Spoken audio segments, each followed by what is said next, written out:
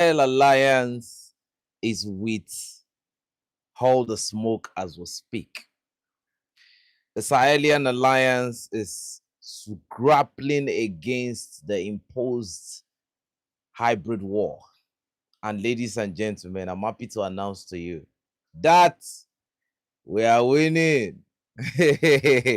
So now let's start from Mali, okay?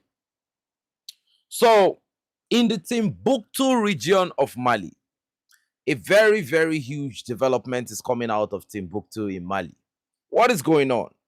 The Malian army got intelligence about the movement of some technicals. And during the surveillance, they captured the technical logistics. Now, several hydrocarbon logistics. So when we talk about the logistic of the technicals, several hydrocarbon. From the video, a lot of people will see several barrels, probably filled with hydrocarbon. It has been, destroyed, but the secondary combustion coming out of the Malian TNT precision strike on this logistics was very, very huge. And you would be able to see from the video so many probably locals walking around the Inferno. Now, what I would say is this. I don't even trust those people moving around the Inferno because it felt like they were pained that that level of combustion is going on. So, ladies and gentlemen, a precision strike was enough to trigger an irreparable secondary combustion. From casualty, equipment, and ammunition reports, for now, the Malian Armed Forces cannot establish a precise casualty report on the number of jihadists that have been sent to the world beyond. So now, in another information, in the Buguni region of Mali, according to information, they call this the Yamfolila sector of the Buguni region of Mali. What do we have here? We have a situational report of over 50 enemy casualty documented in Mali. Over 50 enemy casualty have been documented. According to the General Staff of the Malian Armed Forces, during an area reconnaissance mission conducted on Friday 20th, 2026 in the Yamfolila sector, okay?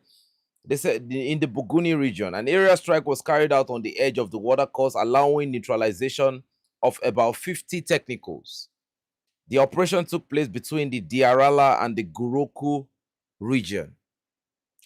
The General Staff reported that the provisional toll reports the neutralization of about 50 tallies and the total destruction of their equipment.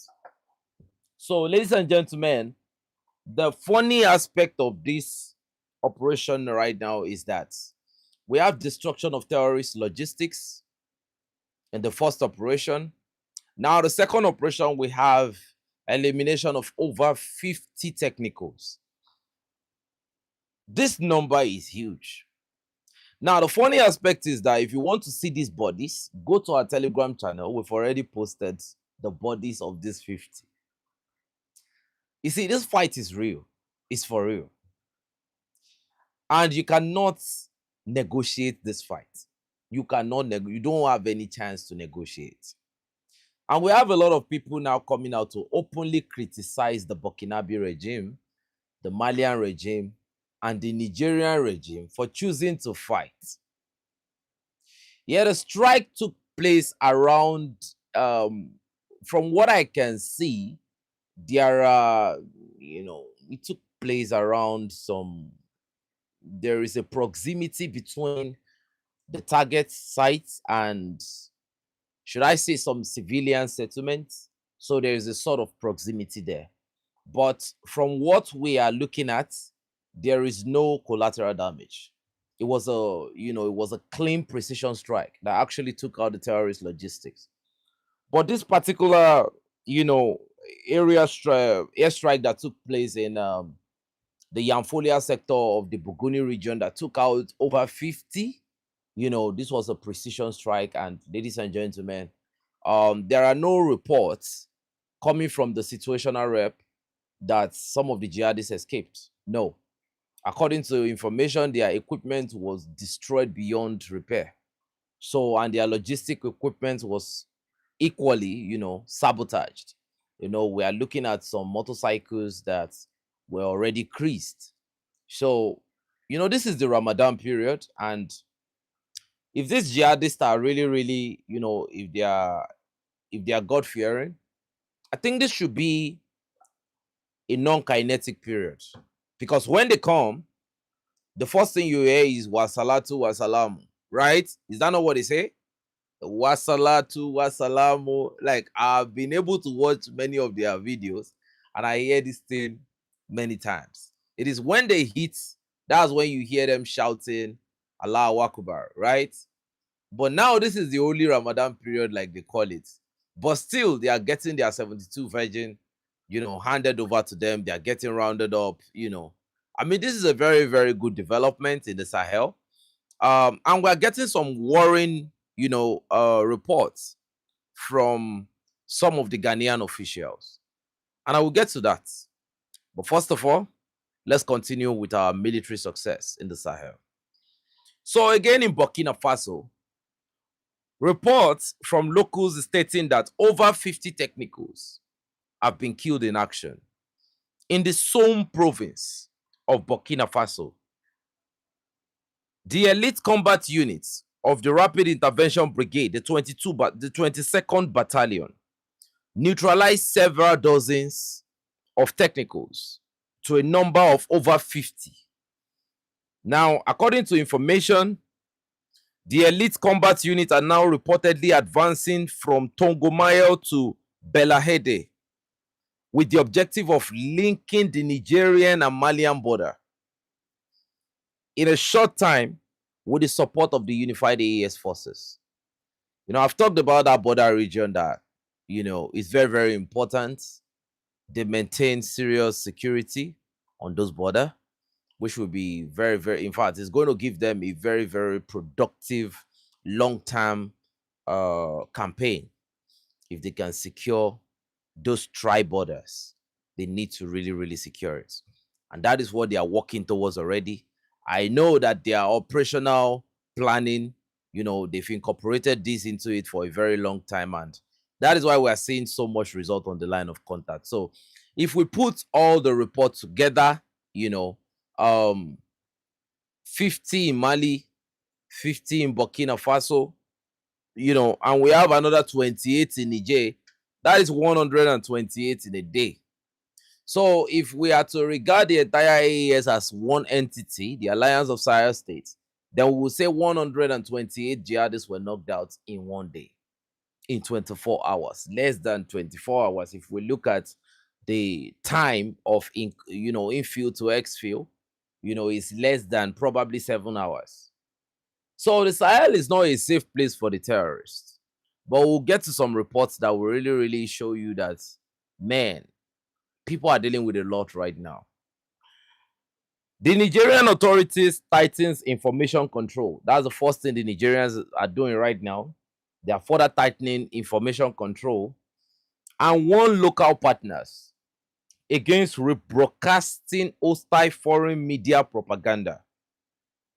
According to reports, more follows a series of restrictions since July 2023 coup, including closure of foreign media offices and tougher accreditation rules. Officials argue that measures protect operational security from counter-terrorism deployment and reduce external influence. Critics says it limits independent reporting and public oversight. That is what those Human Rights Watch are saying. And those Western propaganda, sponsored sources.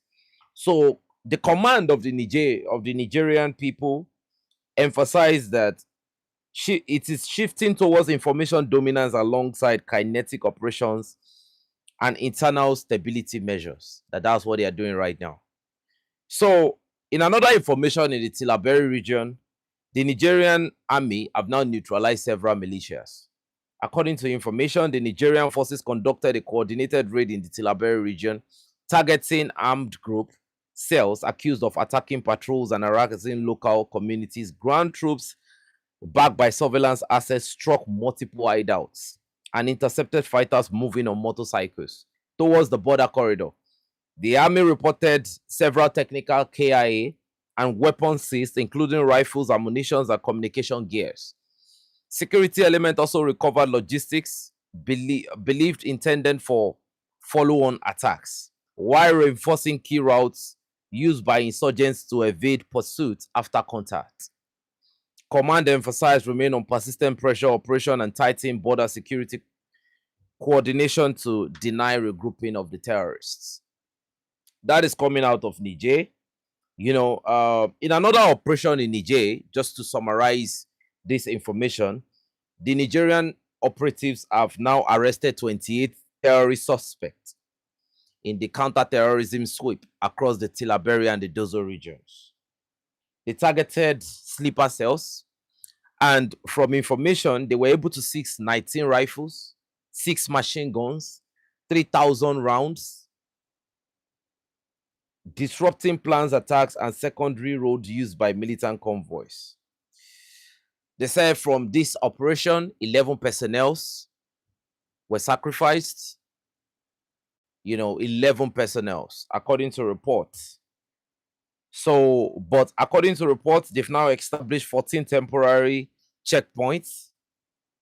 The command emphasized on shifting towards persistent area control, tightening border screening, and so what we are looking at now is that there is an attempt to create chaos from within, because the military objective of the Sahel is to expound from inside out. If you look at the way they are shifting their deployments, their mobilization is from inside out. If you look at it from Ouagadougou to Bobo Dioulasso to other provinces in Burkina Faso, they are expanding.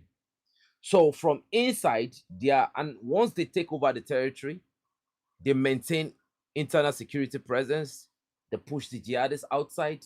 They start building up military components. Look at in Mali. Now Mopti is becoming super kinetic, and the terrorists are no longer having an opportunity to, maintain any type of presence in Mopti, even though they are trying to launch several counter-offensive. But the Malians continue to push them out. So we are looking at a situation where it's not like you're creating an encirclement. It's not like they are forming a cauldron and all of that. They are trying to push the terrorists from inside outside. Now, here's where the problem lies.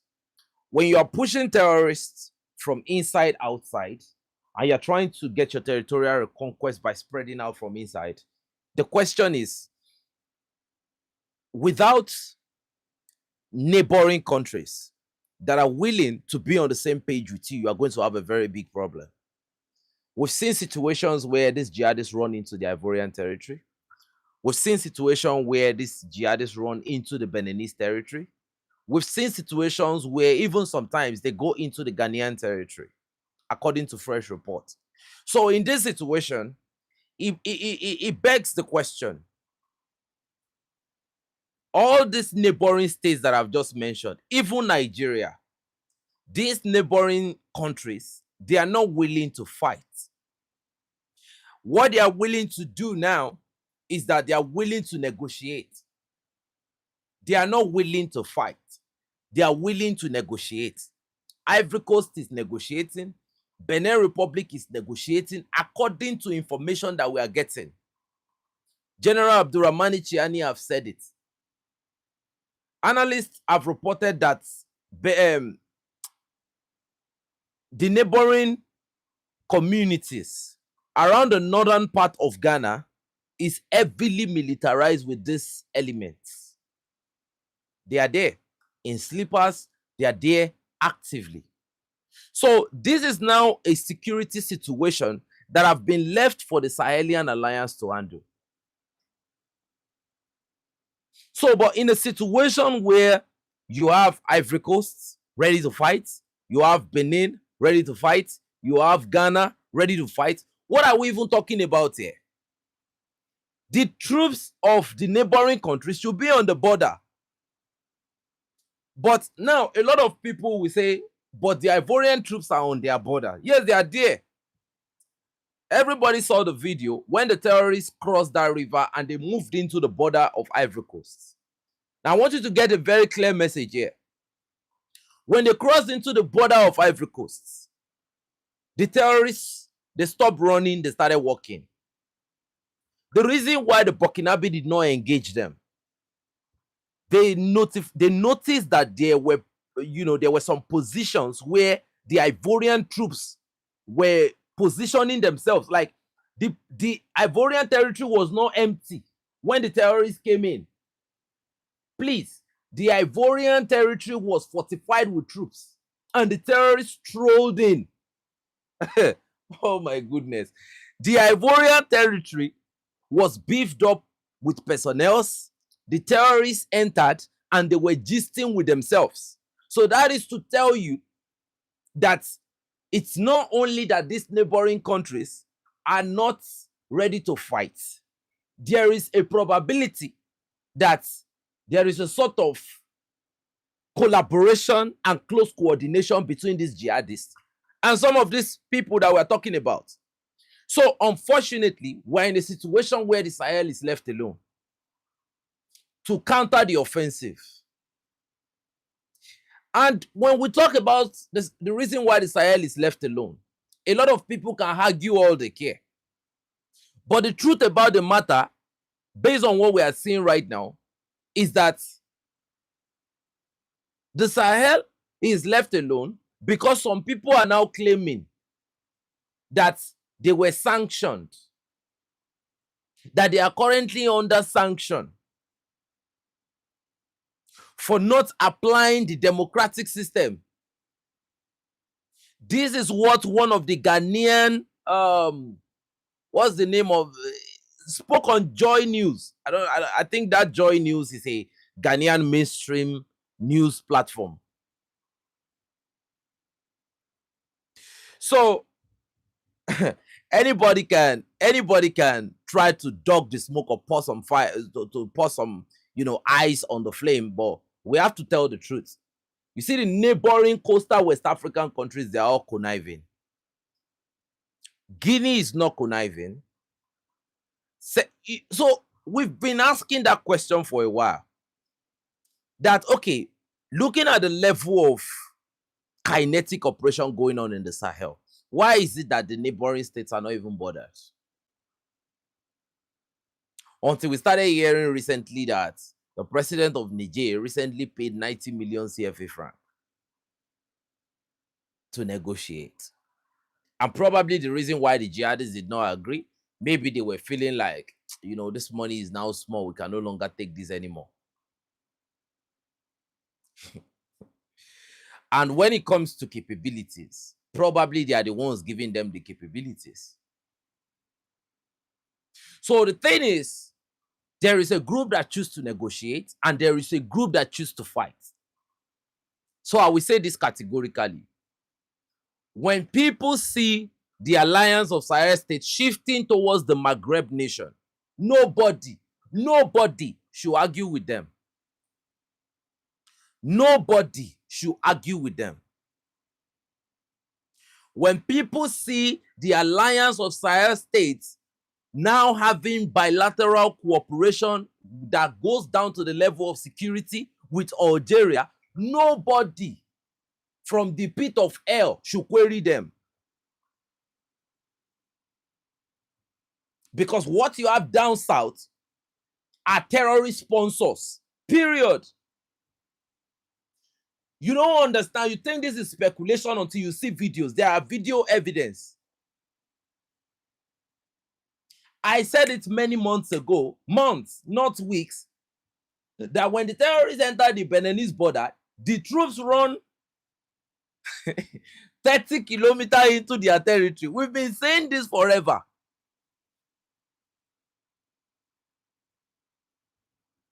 They've sacrificed the northern part of their territory. The Sahelian alliance, they are left alone. Now they have to fight. They have to fight. In fact, left to me, you see this whole talk of United Africa and all of that. This is all pipe dreams for now. It's total pipe dreams for now. The troops of this coastal West African states, they will tell you that they are following orders. And when you look at the military buildup, to be honest with you, they are not building up. You see, all this military buildup we are seeing in Nigeria, we are seeing in Ghana, we are seeing in Benin, we are seeing in Ivory Coast. Don't deceive yourself. There is a military buildup in these countries I have just mentioned. If you think you have overwhelming evidence to counter what I am saying, now you can bring it up. There is a serious satanic buildup in Nigeria. The US troops are there. And we've been hearing some speculations that even the French forces are there. Okay? Have you seen, what's the name of this thing? Have you seen the City Boy campaign, the campaign flag of Tinubu in Nigeria? It's the color of France. Families, have you seen the City Boy campaign flag of Tinubu in Nigeria? It's the color of France. These people don't mind being recolonized. They don't mind, they don't worry, they are not worried. They are deputy Western people. They are Western, they believe that some of them believe that they are Anglophone, and we have a little bit of tainted, compromised Francophones. So when you look at all these countries down south of the Sahel, they are building up with external forces. And when you look at the build up with external force, right, the question, what you should be saying is, with this build up, we should be expecting a sort of alleviation in whatever terrorists, impose chaos within that state. But no, we are not having it. The numbers you are having in Nigeria continues to rise. When I'm talking about civilian versus jihadist KIA, civilians are getting KIA, and people are beginning to ask the question, what is the essence of the deployment? Because now that the US forces are on the ground, the casualty have even increased. They are no longer, there are some kidnappings that happen that nobody even reports, because the relatives of the people that have been kidnapped does not even have they don't have the opportunity or the access to the media. They don't. So it's serious. We are in a very serious situation. So it begs the question, why are the Americans now building up? Before the Americans made this propaganda information that they are coming to build a drone refueling station in Nigeria, they were carrying out their reconnaissance operation from their Ghanaian air base. They have a military base in Ghana where they do whatever they want to do without query, without question, without supervision, no vetting going on. So you want to come and tell me, you want to come and convince me from hell that Ghana is a friendly state to the Sahel? Please, let's stop deceiving ourselves. Go to our Telegram channel. We just posted what one of the Ghanaian, should I say government official or whatsoever, what he just said about Burkina Faso, what he just said about Captain Ibrahim Traore. Let's stop pretending. And I've said it many times and I will say it again. The president of Ghana should stop going about lying to people about we have to unify Africa, we have to do this, you have to do that. Stop that. We've seen Cyril Ramaphosa in South Africa. Right? You see him say one thing, you see another thing going on in the country. Don't listen. I don't care if it's an opposition. You don't understand. You call that man an opposition, right? You call him an opposition. But Ghana exists within the framework of a democracy. Either he is an opposition or he is not an opposition. He's sharing the interest of some Ghanaians. He's being paid. If he's being paid, there is a probability that several Ghanaians are being paid. Did you hear what he said about Captain Ibrahim Traore? He said, why are the Ghanaians even sharing Captain Ibrahim Traore? He said, why are the Ghanaians sharing Captain Ibrahim Traore? Why did they invite him? So we are done. Look, I'm not a type of person, right? I'm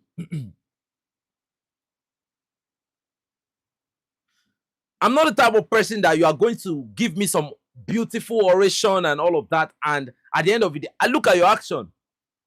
I don't care, but I don't care for his seconds, right? I don't care for a seconds what anybody is saying. We are looking at the results. We are looking at statistics. We are not looking at okay, if we should look at the statement of Donald Trump calls for negotiation with people, and the next thing he bombs the people. Nobody will ever agree with me up until now, recently, that they are beginning to see evidence that Goodluck Jonathan in Nigeria allowed NATO forces to use Nigerian airspace to bomb Libya.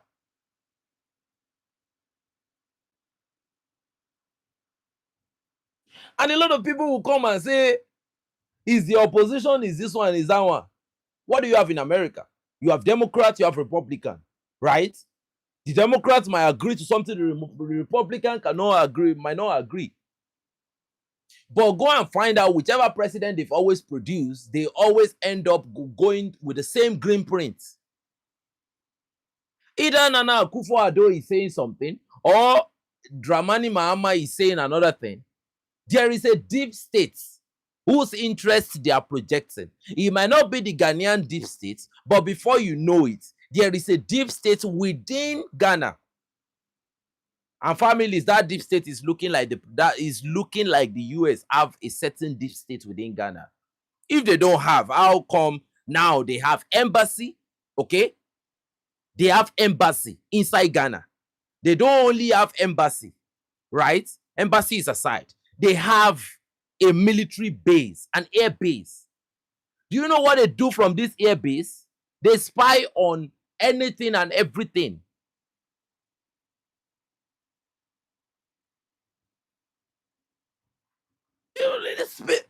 I was listening to the Ghanaian politician. Do you know what he said?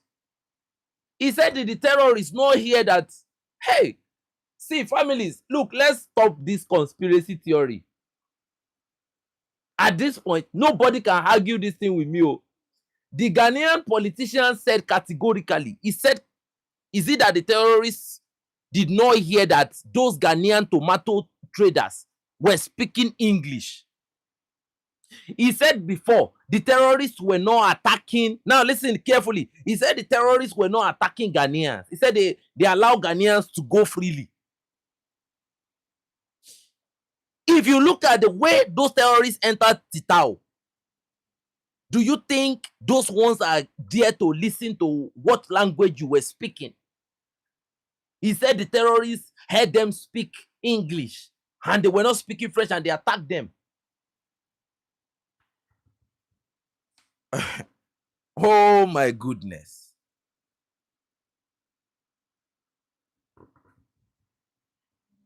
And now he's saying that the reason why those Ghanaians in Burkina Faso were attacked was probably because Ghana allowed Captain Ibrahim Traore into their country.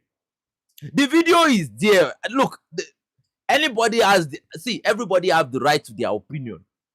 But these are overt publications that are in the public domain. Go to my Telegram channel, you will see this video. And when you look at the statement of this individual, you collaborate it with some statement, right? And you look at something, you look at what another notorious element like that called him, one of the bloggers in Ghana recently, and multiple bloggers. If you look at what they have been saying recently about Burkina Faso, now guess where I guess where my annoyance is coming from right now. Pardon me for saying this. I'm going to say this right now. Burkina Faso have now established some sort of security agreement, some sort of bilateral cooperation with Ghana. That's what Burkina Faso have done right now. They have established some sort of bilateral cooperation in terms of security. To me, I'm very, very disappointed. If I'm the president of Burkina Faso, I'm telling you, I'm drawing the line for everybody in the coastal West African country, because the behavior we are seeing from there is shocking. Look, if I am the president of a country, you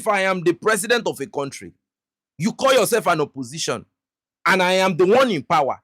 Let's even assume it's a democracy, and you speak against the interests of our bilateral cooperation with another state.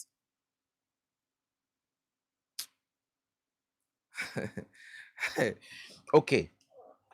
All right. So now, let me give you the report of this cooperation that Burkina Faso have with Ghana right now, which I don't even think is important anymore. Burkina Faso and Ghana signed security and trade cooperation accord. Okay. According to information, the agreements were signed following talks between Burkina Faso Prime Minister Rimtala Jim Emmanuel Quadrogo and Ghanaian delegation head of foreign ministry Samuel Okuzeto Ablakwa. Burkina Faso's minister office stated, mutual recognition of national driving license to facilitate the movement of goods and people. This is, to me, this is like a recipe for more propaganda, because now, if Burkinabes were attacked, if Ghanaians were attacked inside Burkina Faso, and we're getting this level of propaganda, why should you? We are hearing some politicians and all that in Ghana saying that why are there people even going to Burkina Faso because of the security issues there? Let everybody stand on their 10 toes. Let's know what's going on. Families, if I am going to Burkina Faso right now, my life is at my own discretion. It's not like I'm not aware of what is going on. I have to put on my dangerous mindset. Okay? And the fact remains that even as a Nigerian within Nigeria, when I step out of my house, I become completely dangerous. It's not the Android you are looking at on the screen anymore. My security awareness is top-notch. My communication awareness is top-notch. I am a tactical civilian. So if you are going to Ghana, whatever place you are from, it's at your own discretion. If you are going to Burkina Faso, it's at your own discretion.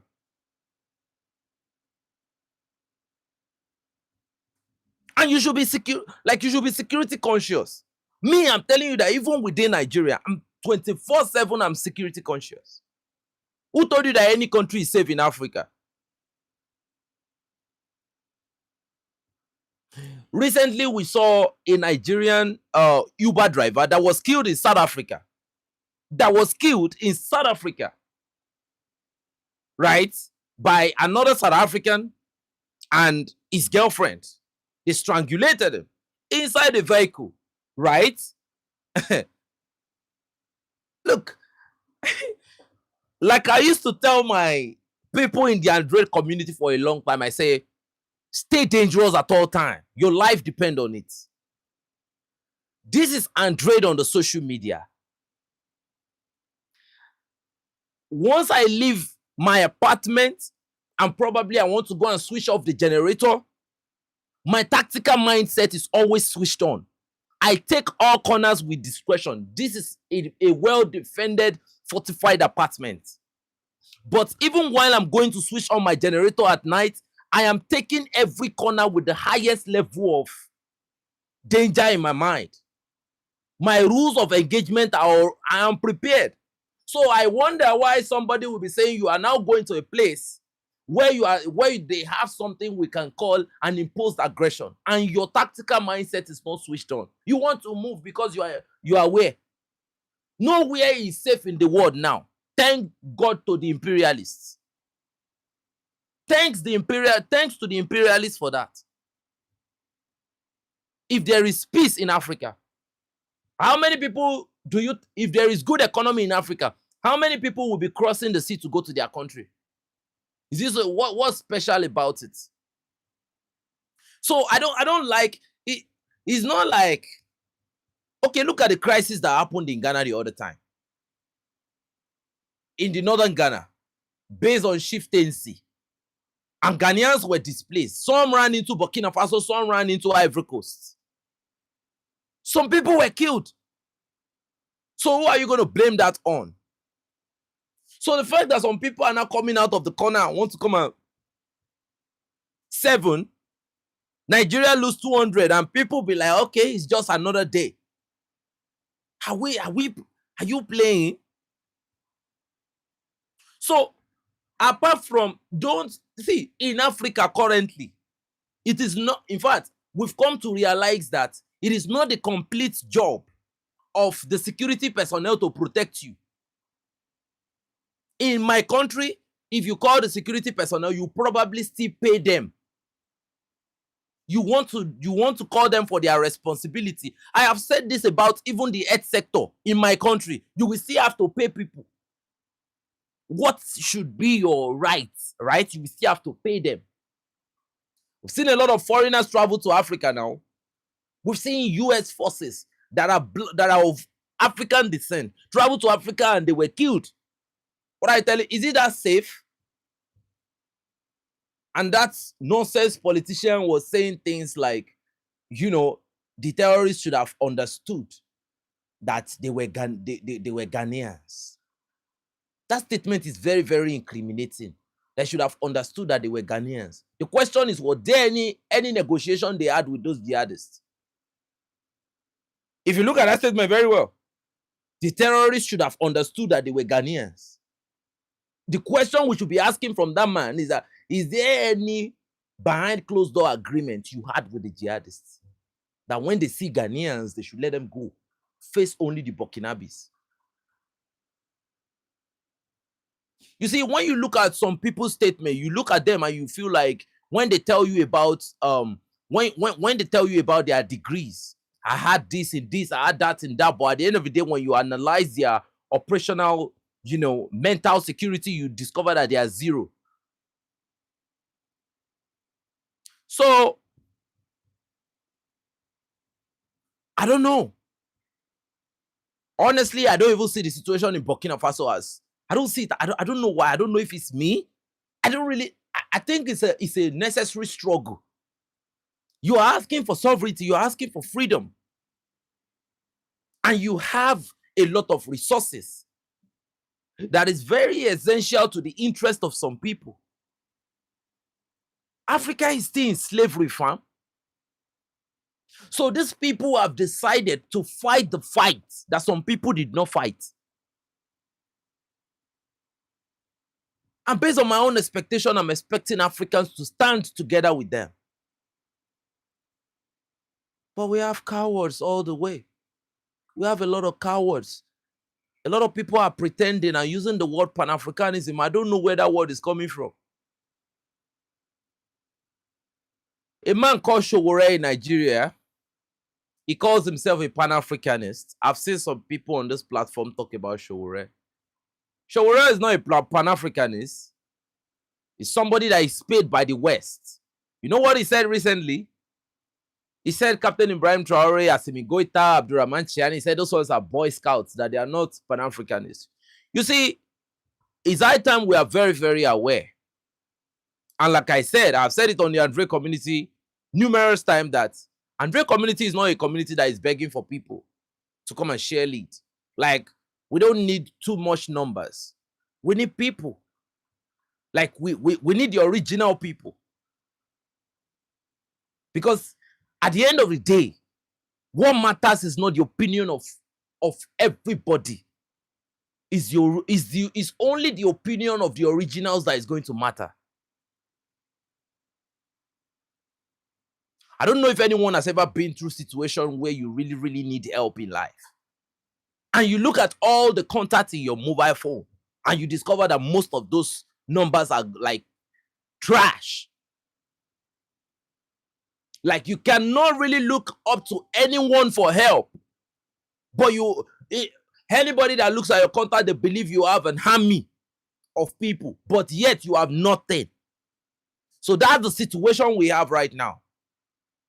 And that's why I said the rule even applies to my social community. We don't need everybody. We've seen spies around. We've seen all of that. Look, your opinion don't matter. Look, that's why I tell you that I'm privileged to represent the Andre community, to represent the interest of Burkina Faso. Nobody sent you like that. Look, they are Burkinabes. Let us first of all respect that. We are Africans. They are Burkinabes. They are people and their government have chosen to not be slaves. So let them fight their fight. Captain Ibrahim Traore has said it very clear. Thank you for the donation. He said, nobody should pity us and we don't even pity ourselves. True Mamle. True Mamle. Welcome to the house. I thank God that you are here today. Right? Captain Ibrahim Traore has informed the general public that nobody should pity them. And they don't even pity them. This is a necessary fight. I don't know if a lot of people get it. Because some people, families, True Mamle is in the house. You can follow her. She's another true Pan-Africanist. I follow her work. That is her on the comment section. You can follow True Mamle. If you want to get the latest information, original information about what is going on in Burkina Faso, you can visit our platform. You will see the truth about Burkina Faso, but what most people will not tell you about Burkina Faso, you will see it there. I use most of our videos most of the time. So I have discovered that this fight is real. And come on now, don't get it twisted that everybody is clapping for you. We have enemies with them. We have people that will come into the Andre community and tell me they cannot hear the voice. The mic is off. See, this war is for real. We have people that come to our Telegram channel, spy on our posts, screenshot it, go and post it, go and give it to other people. We don't care. Thank you so much, True Mamle. We are fighting the fight of faith. We don't care. And we are non-apologetic. I am a Nigerian, and I'm giving you that Nigerian support. I am a Nigerian, and I'm giving that Nigerian support. I was listening to a podcast, and when the white journalist was interrogating that black American brother, do you know what he said? They got to a particular point. He said, yeah, as a black. Right? He didn't say as a black American. He said as a black. So when it comes down to it, everybody still see you as the same entity. So for you to come and say as one politician from God knows where, you said the terrorists should know that they were Ghanaians, that they were speaking English. Families, let me tell you something. If I go to Burkina Faso today, right? If I go to Ouagadougou, I'll probably switch off because I know if I go to Bobos de la Soul, I probably switch off. But let's say I go to somewhere like Soum. I go to somewhere like Soum province, Djibo. There is a safe place in somewhere like Barabule. I'm going to be on my tactical mindset. Like I'm anticipating the unexpected so that when it happens, I am prepared. My brothers from the United States, you know what I'm talking about now. When you go to some neighborhood, is your tactical mindset not switched on? This is what makes us humans. That survivor instinct. Man, when you are taking your left, what is in your mind? So don't make it look like Burkina Faso is an unsafe place. Everywhere in West Africa currently is unsafe. You've not just, maybe you are in the city, you are in the privileged environment. Go to the village. Go to those hamlets and see what is going on there. Some people are not, they are not suffering from terrorism. Some people are suffering from, they are suffering from lack of social, they are suffering from lack of infrastructure, basic infrastructure that probably they want to give birth to children and all of that. Terrorism is not only the kinetic aspect, it's from every angle that you will look at it. There was somebody that wanted to give birth in Nigeria, and the wife was bleeding, got to the hospital. They told her, who is going to pay? This man loves his wife so much. They said, who is going to pay the hospital bill? We are not going to accept. The wife was bleeding. Guess what? She died. That's terrorism, fam. I don't know if a lot of people know the meaning of terrorism. That is terrorism. Because you have some people stealing trillions of naira. You have some politicians stealing billions of naira. So, like I said before, we've tried to rearrange the calculus in Ghana. We've tried to sugarcoat. We've tried to do whatever we can. But we can no longer hide it anymore. Okay? Why? You have a drone, you have an American air base now you have American troops, you have boots on the ground.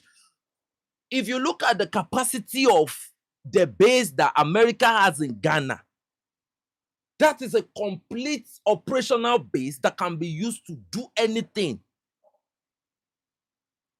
Who even know? Now, ladies and gentlemen, I want you to follow me very carefully.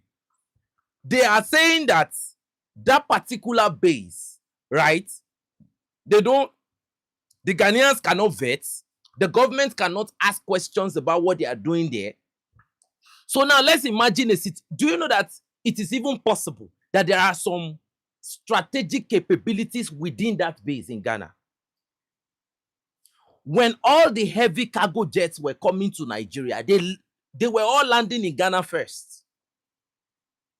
When they shot the Tomahawk, where did they shoot it from? They shot it from the Sea of Morocco. They have assets there. And they shot it to Sokoto. Even if everything was... So, we are at this point, on paper, statistically, we can say by all standards, based on the actions we are seeing, that Ghana is not straight. Okay?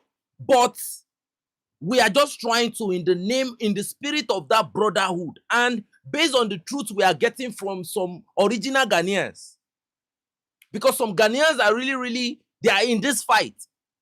Like somebody like the official survivor media. Africans must survive. That man is one of the best Pan-Africanists I have seen. He loves his country, I get it. He loves his country so much. But he is being honest. He recently called out the Ghanaian government. And I know he's not being political or somehow about it. He's being honest about it. So we must do everything in honesty. So what I'm going to say is, I can no longer argue that. Now listen to what I'm saying now. Listen to what I'm saying. What I have to say here does not affect the bilateral relationship between Ghana and Burkina Faso. And probably This attack was planned. This attack on Titao was planned. And probably some people knew that the Ghanaians would be there. This attack might be another build-up in motion to destroy the relationship between Burkina Faso and Ghana so as to complete a total encirclement of the AES from the south. Are you getting it? So, this is an argument that in a way, no. Algeria did not allow France back into their country. France, the legitimate information, okay? The legitimate information that I want you to have right now is that France is already building up momentum to initiate bilateral talks with Algeria so as to resume friendship with Algeria. Now, if Algeria is going to agree or not, right, that is Algeria's personal business. Now, I will tell you this. What is going on in the Sahel is not your typical democracy. I don't know if anybody can communicate. What is going on in the Sahel is different. Have you ever seen a situation where any president in Africa calls out another president like that? You hardly have that situation because they are civilians. Because they say there is something they call international law. Even if Marco Rubio recently said there is nothing like international law. Are we communicating? Even if Marco Rubio said that there is nothing like international law, but some civilian president in Africa will be like, we cannot do this because it's against international norms. It's against the principles of law. General Abdurrahmani Chiani came out and called out those saboteurs straight from the kitchen sink. He did not negotiate. So I just have to tell you now. Now listen again. When the Malian Baraktia Akinci drone was struck by the Algerian defense deterrence capability, what happened? Niger, they withdrew their ambassador instantaneously. So that is to tell you that you are dealing with people that are not operating under your rules and regulations. They are not following your conventional route. So you might have Algeria and Niger laughing today. But if Algeria don't move smart in their own interests, we might go back to 20, whatever. I don't know where we might go back to the Baraktia Akinci situation. So the question now for Algeria is that, do you want France back? See, look, families, there's a lot of propaganda out there now. Do you know how many times, even recently, have you not seen this publication that the Malian government said that the ambassadors are not currently working in Algeria because people are, look, sometimes even the Malian general staff, they will bring out a military news. These people will go and create a fake one, try to change the information. This is war. And families, I thank God that I'm living in this time because I've been able to learn a lot from this war in the Sahel. That this manipulation and propaganda can go to any level. When people lie before, you would think maybe they just lied based on some reasons. Now I know that lies can even be strategic. See, there are conventional lies and there are strategic lies. Lie can even be a weapon of war. That's why they call it propaganda. And Ghana is targeted. They don't know that. Look, I'm talking about the civilians this time around. The civilians are being targeted and they don't know that they are being targeted. You see that video you are seeing recently in Ghana, that a Russian man, go and look at that narrative. It's not being built around the name of that individual. It's built around a name, Russian. Is to destroy any hope of a bilateral relationship between Russia and Ghana. Look, at the end of the day, when it all comes down to the moment of truth and the hours of regret, because we are approaching the hours of regret, ladies and gentlemen, if you like, go and negotiate with the terrorists and be a puppet forever.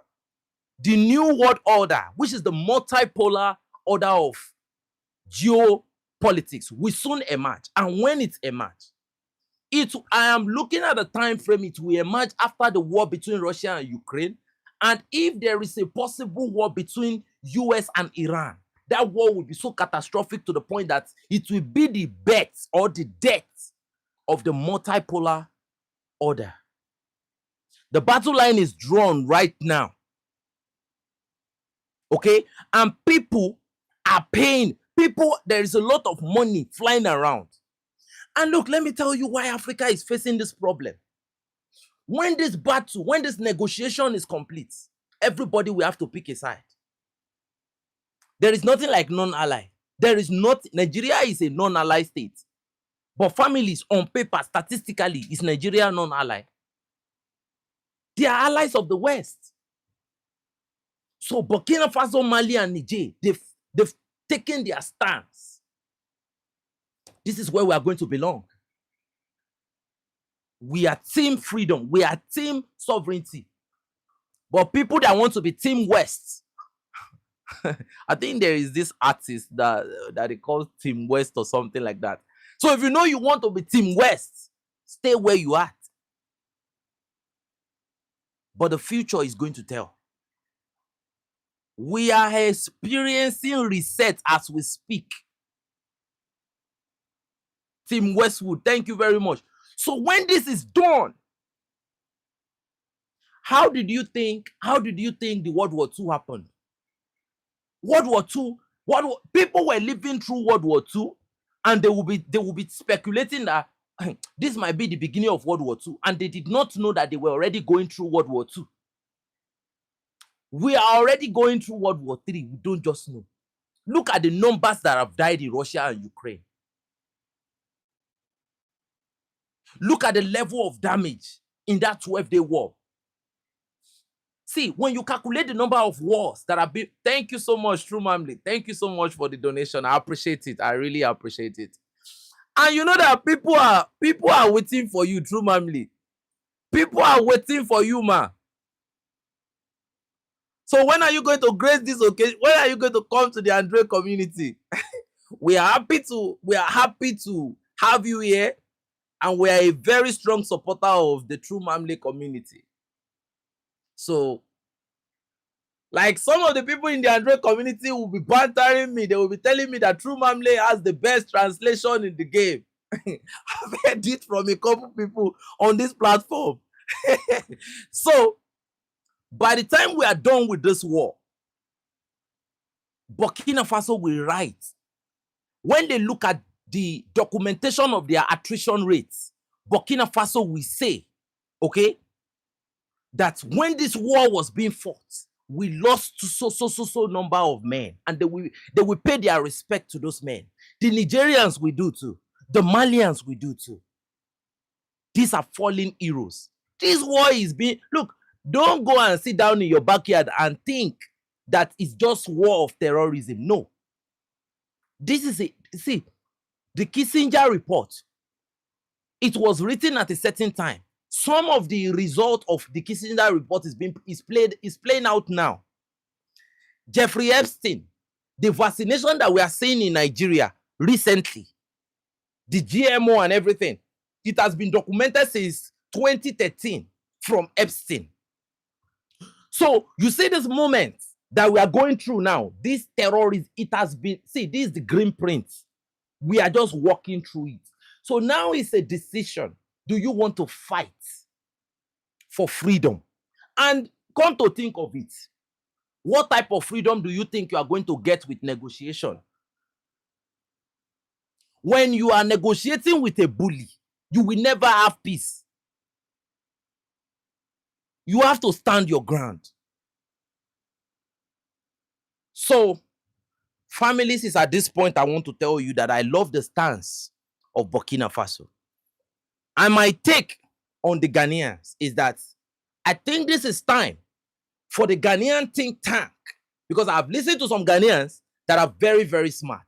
As long as the official survivor media is still out there, and we have people like Rosie Angel, we have good Ghanaians in the building that can really, really, circumnavigate everything these people are trying to do, then there is hope for Ghana. Okay? We have good people in every country, and we have bad people. The difference between hell and freedom is the number of good people you have that are ready to fight. Evil prevail when good men choose to walk away. Okay? Evil will prevail when good men refuse to stand their ground on principles. So, ladies and gentlemen, don't let me deceive you. This is war. And go and look at it. Part of the element of war is sanctions and propaganda. So, I mean, probably the only reason that these terrorists are not inside Ghana already, they are calling them Galamsey, they are calling them different things. The only reason was because the Ghanaians fought heavily to have John Dramani Mahama in power. If it was Akufo-Addo, I'm telling you, maybe the impossible will be going on in the northern territory of Ghana right now. So Ghana has a lot in their hands. The number one question is, how do you get the Americans out of your territory? Nigeria has more than enough in our hands. How do you tell the Americans that have already pitched their tents in Nigeria to leave? Niger told them to leave. We are seeing the results. But the Nigerians have chosen to fight. General Abdurrahmani Chiani said, switch your wartime mindset on. It's called the general mobilization. And that was what I was explaining the other time to you guys. That if I am to travel to this nation, right? If I am to travel to Burkina Faso, Mali, or Niger, my tactical civilian mindset is going to be on.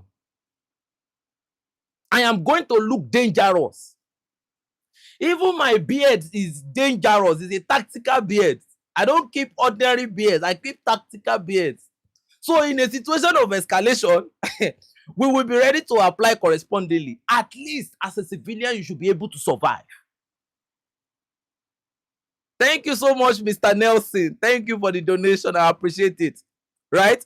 As a tactical civilian, you should be able to survive. Now, for military personnel, they tell you, take your left, drop left, do this one, clear right. Now, don't apply yourself to the military. Their objective is to bob and weave, dodge the smoke, return fire. It's counter-aggression. Your own is to dodge the aggression and run away as a civilian.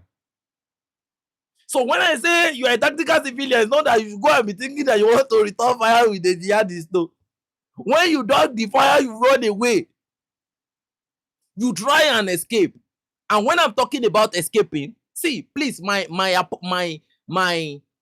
message to the Sahelian brothers that are in the building now is that make sure you are very hard to kill.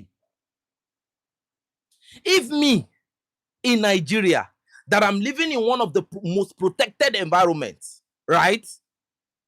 If